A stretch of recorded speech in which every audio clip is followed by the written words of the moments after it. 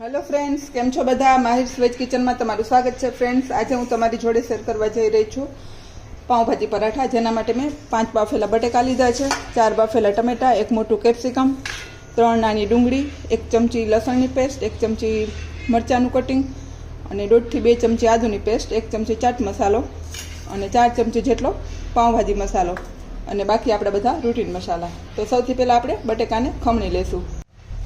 તો આ રીતે ખમણીથી આપણે બધા બટેકાને આવી રીતેથી ખમણી લેશું અને બાફેલા ટમેટા છે એને પણ આપણે ખમણી લેવાના છે। તો આ રીતે આપણે ટમેટા અને બટેકાને બધાને ખમણી લેશું। ટમેટા અને બટેકા ખમણાઈ જાય પછી આપણે જે બધું કટિંગ કરેલું એ બધા મસાલા આપણે એમાં એડ કરી દેવાના છે અને બધા વેજીટેબલ પણ એડ કરી દેવાના છે। હું અત્યારે 10 ચણાના પરોઠા બનાવું છું, તમે તમારા માપ મુજબ બનાવો છો। 10 ચણાના પરાઠામાં મેં 5 ચમચી જેટલો પાવભાજી મસાલો લીધો છે અને ચાટ મસાલો તમને જેટલો વધારે ઓછો ગમતો હોય એ પ્રમાણે લેવાનો છે અને શેકેલું જીરું 1 ચમચી જેટલું એડ કરવાનું છે।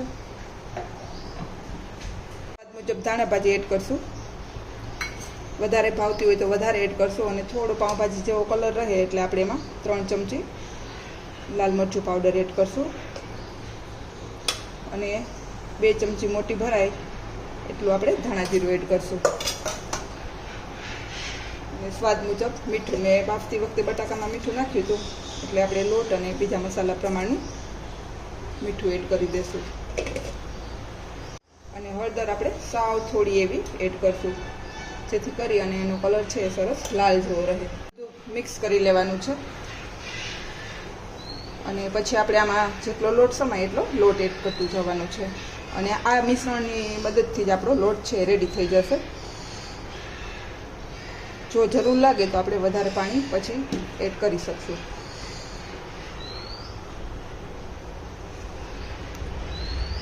અને લોટને વધારે કઠણ નહીં અને વધારે ઢીલો નહીં એવો બાંધવાનો છે અને વેજીટેબલ છે એટલે પાણી છૂટશે એટલે થોડો આપણે એને થોડો એવો ટાઈટ રાખવાનો છે કારણ કે થોડી વારમાં પાણી છૂટશે તો એ વણવામાં તમને નહીં ફાવે એટલો ઢીલો બની જશે। તો આ રીતે આપણે સરસ એવો લોટ બાંધી લેશું। આ રીતે લોટ બાંધી અને પછી આપણે ઉપર થોડું તેલ એડ કરશું અને લોટને સરસ એવો મસળી લેવાનો છે અને આને તમારે લોટને 5-7 મિનિટ રાખવો હોય તો રાખો, ન રાખો તો બી ડાયરેક્ટ પણ કરી શકશો।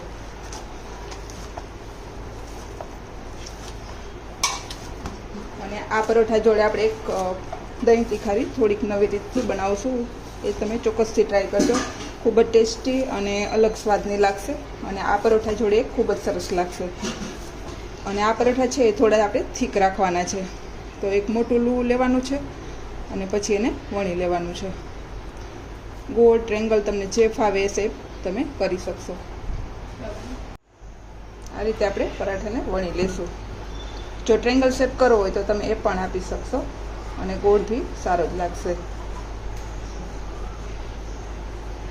અને આ પરાઠા થોડા થીક રાખવાના છે। તો આ રીતે આપણે પરાઠાને વણી લીધા છે, હવે આપણે એને શેકી લેશું। આ રીતે કોઈ પણ તમે તવા ઉપર શેકી શકો છો। ગરમ થાય એટલે આપણે આપણું પરાઠું એડ કરી દેવાનું છે અને ધીમા ગેસ પર આપણે મસ્ત એવા બ્રાઉનને શેકી લેવાના છે। આ પરાઠા બટર, ઘી, તેલ કોઈ પણ વસ્તુમાં તમે શેકી શકો છો। હું અત્યારે ઘીમાં શેકું છું।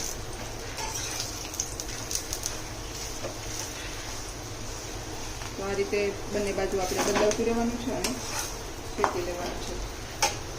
તમે જોઈ શકો છો આપણું પરાઠું છે એકદમ સરસ ગોલ્ડન એવું શેકાઈ ગયું છે। હવે આપણે એને નીચે ઉતારી લઈશું। તો આ રીતે આપણે બધા પરાઠાને શેકી લેવા। પરાઠા છે એ શેકાઈ અને રેડી છે। હવે આપણે દહીં તીખારી બનાવીશું, જેના માટે મેં 1 કિલો દહીં લીધું છે અને આ મેં રેડીમેડ અમૂલનું જે આવે છે ડબ્બીવાળું એ લીધું છે। એનો ટેસ્ટ ખૂબ જ સરસ આવે છે આ તીખારીમાં, તો તમે એક વખત ચોક્કસથી આ દહીં લઈ અને એની ટ્રાય કરજો।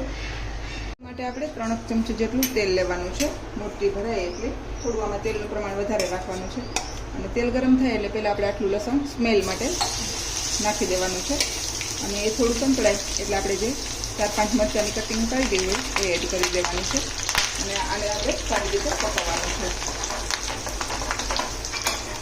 આ રીતે તમે કરજો, ખરેખર ખૂબ જ ટેસ્ટ સરસ આવે છે।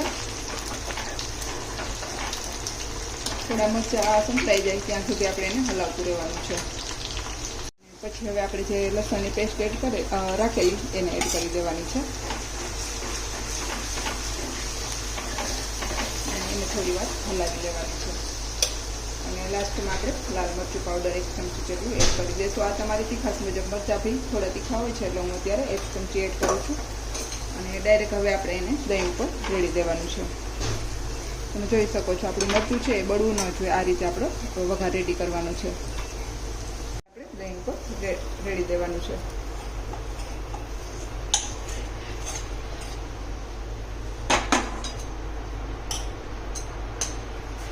હવે આપણે સ્વાદ મુજબ આમાં મીઠું પણ એડ કરી દેવાનું છે.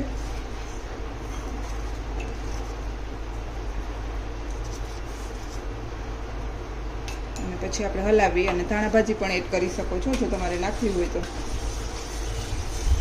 આ રીતે હલાવી લેવાનું છે. અને આમાં થોડું તેલનું પ્રમાણ વધારે રાખવાનું જેથી કરીને એનો ટેસ્ટ છે એકદમ સરસ આવશે. તો હવે આપણી દહીં તિખારી પણ રેડી છે. છે મારા પાવભાજી પરાઠા અને અલગ રીતની દહીં તિખારી. જો તમને મારી આ રેસિપી પસંદ આવે તો લાઈક કરજો, શેર કરજો અને સબસ્ક્રાઈબ કરવાનું ભૂલતા નહીં. Thank you. બાય.